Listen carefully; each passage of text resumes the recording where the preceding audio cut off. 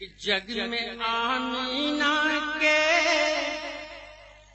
आइले ललानावा अंगनावा हजोर हो गई।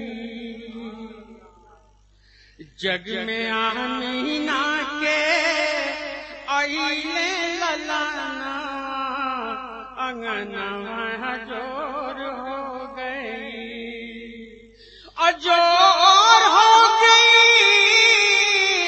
अजोर हो गई, अजोर हो गई, अजोर हो गई। झूमे धरती और हौसला गगनवा अंगनवा अजोर हो गई। झूमे धरती और हौसला गगनवा अंगनवा अजोर हो गई। और ये बंद मुलाजा करेंगे। देखा तो नहीं कि केहू के अंदर कुछ बात आवत नहीं, हमें के बंद कर दी। अच्छा है सुन लीजिए कि कैसे जाए मदीना बुझात नहीं खे। कैसे जाई मदीना बुझात नहीं खे। कैसे जाई मदीना बुझात नहीं खे, बुझात नहीं खे। तनिको अंगना दुअरवा सोहात नहीं खे। कैसे जाई मदीना। और एक बंद इसलिए हाजिर कर रहा हूँ कि आला हज़रत ने फरमाया कि तेरा खाएं तेरे गुलामों से उलझे, तेरा खाएं तेरे गुलामों से उलझे है मुनकिर अजब खाने गुर्राने वाले। आप सुन रहे हैं तौहीद नेटवर्क की इस्लामिक आवाज। Tauheed network international Islamic YouTube channel. Ghulam Rabbani बता रहे थे कि खाला सदका जे रोज उनकी दरबार के, खाला सदका जे रोज उनकी दरबार के। अपनी ऐसन कहेला उ सरकार के, अपनी ऐसन कहेला उ सरकार के। का कही खाके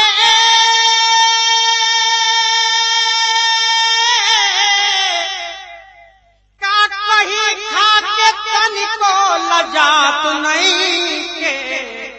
कैसे जाई मदीना बुझात नहीं के। का कहीं खा के तनिको लजात नहीं के।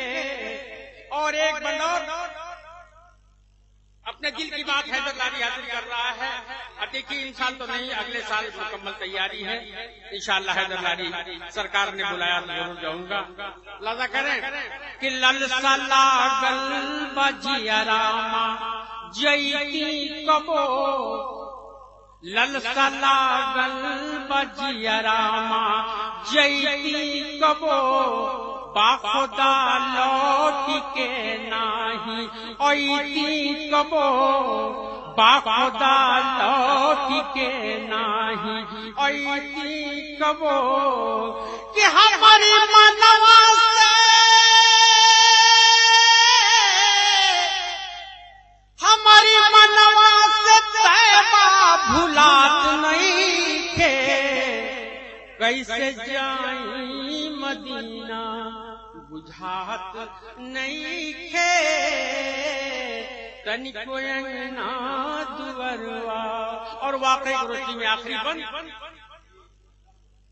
कि निस दिन बुढ़िया जवन कूड़ा फेंकत रहल। निस दिन बुढ़िया जवन कूड़ा फेंकत रहल।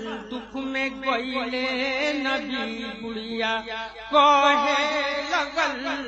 दुख में गईले नबी बुढ़िया कहे लगल कि जागल भगिया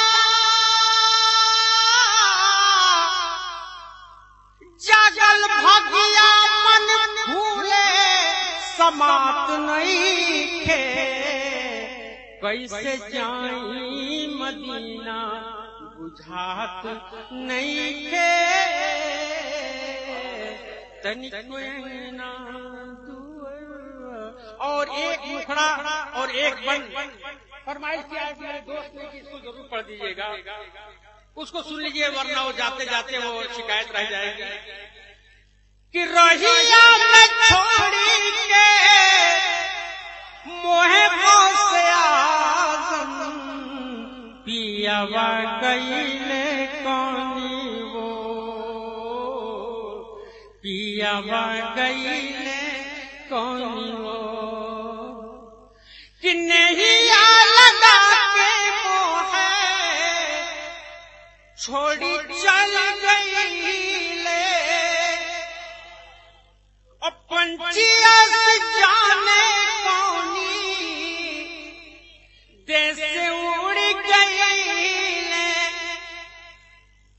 कि रही रही जियारा में उठे लाही लो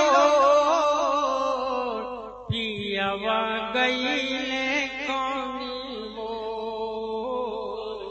पियावा गईले कौनी वो।